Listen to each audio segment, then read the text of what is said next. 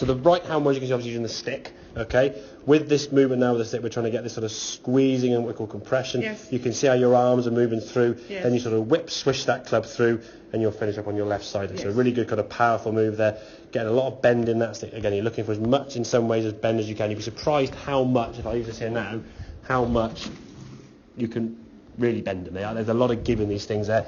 You are not going to break them. So just literally give as much kind of squeezing you can. And when you're trying to squeeze that club and drag it, excuse me, all you're thinking about is the content, actually getting that stick just to drag on the ground. Other body parts then kind of work, okay? Rather than thinking, oh, don't bend your arm, don't do this, don't do that.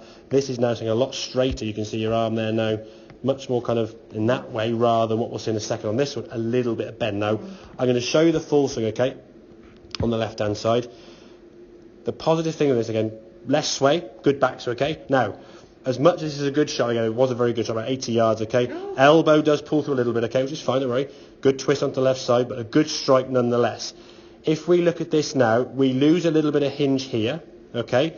Yeah, a little bit too soon. So that means 83 yards, we're still losing a bit of power. So the positive thing now, we can say, okay, 100 yards with a 7-iron is still doable, you see, because you're hitting 83 yards while still losing power throughout the swing, okay?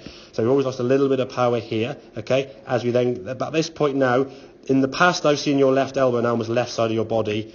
At this position, the swing kind of out there, really pulled through. So it's definitely staying more into the body, okay?